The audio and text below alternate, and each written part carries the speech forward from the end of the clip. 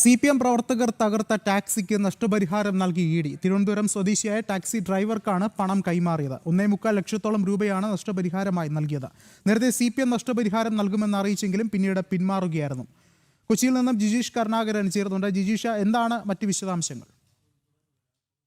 വിഷ്ണു, കഴിഞ്ഞ മെയ് 27-ന് മുൻ മുഖ്യമന്ത്രി നിലവിലെ പ്രതിപക്ഷ നേതാവ് പിണറായി വിജയന്റെ വീട്ടിൽ ടി വീണയുമായി ബന്ധപ്പെട്ട എൻഫോഴ്സ്മെന്റ് ഡയറക്ടറേറ്റിന്റെ റെയ്ഡ് കഴിഞ്ഞ് പുറത്തിറങ്ങിയ ഉദ്യോഗസ്ഥരായിരുന്നു ആക്രമിക്കപ്പെട്ടത്. ഉദ്യോഗസ്ഥരെ ആക്രമിക്കുന്നതിനൊപ്പം തന്നെ വാഹനത്തിന് നേരെയും വലിയ തോതിലുള്ള ആക്രമണമുണ്ടായി. 3 കാറുകളാണ് അന്ന് CPM പ്രവർത്തകർ തകർത്തത്.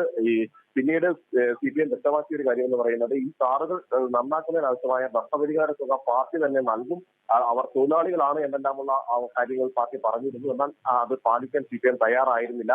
ഈ ഒരു പശ്ചാത്തലത്തിലാണ് തങ്ങൾക്ക് വേണ്ടി ഓടിയ വാഹനങ്ങളാണ് ആക്രമിക്കപ്പെട്ടത് എന്നതുകൊണ്ട് തന്നെ എൻഫോഴ്സ്മെന്റ് ഡയറക്ടറേറ്റ് ഈ തുക, അവർക്ക് നഷ്ടപരിഹാരമായി ആവശ്യമായി വന്ന തുക 1.25 ലക്ഷത്തോളം രൂപ നൽകാനുള്ള ഒരു തീരുമാനമെടുത്തതും അതനുസരിച്ച് ഇന്ന് ആ തുക വിതരണം ചെയ്യുകയും ചെയ്തത് CIT auto taxi union unit president കൂടിയായ ശ്രീകാര്യം സ്വദേശി ശ്രീരാജിനെ സഹായിക്കുമെന്നായിരുന്നു CPM നേരത്തെ വാഗ്ദാനം ചെയ്തത്. 3 കാറുകളുടെ അറ്റകുറ്റപ്പണിക്ക് ഇൻഷുറൻസിന് പുറമെ ചെലവായ തുക നൽകുമെന്നാണ് എൻഫോഴ്സ്മെന്റ് ഡയറക്ടറേറ്റ് അറിയിച്ചിരുന്നത്. എന്നാൽ ഈ ഒരു മുഴുവനായും തന്നെ ഇൻഷുറൻസ് ലഭിക്കാത്ത പശ്ചാത്തലത്തിൽ കൂടുതൽ തുകയും എൻഫോഴ്സ്മെന്റ് ഡയറക്ടറേറ്റ് തന്നെ കൈമാറുകയായിരുന്നു. ഇതുമായി ബന്ധപ്പെട്ട് അപേക്ഷ സമർപ്പിക്കാൻ തുടർ നടപടികൾ വേഗത്തിലാക്കുമെന്ന് ED അറിയിച്ചിരുന്നു. അതനുസരിച്ച് കാർ ഡ്രൈവറിൽ നിന്ന് കിട്ടിയ അപേക്ഷ പരിഗണിച്ചുകൊണ്ടാണ് തുക അതിവേഗത്തിൽ തന്നെ കൈമാറുകയും ചെയ്തിട്ടുള്ളത്.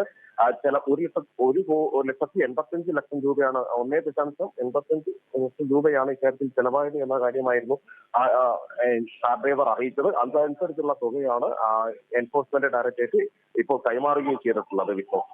ശരി, ജിജീഷാണ് വിശദമായ വിവരങ്ങൾ നൽകിയത്.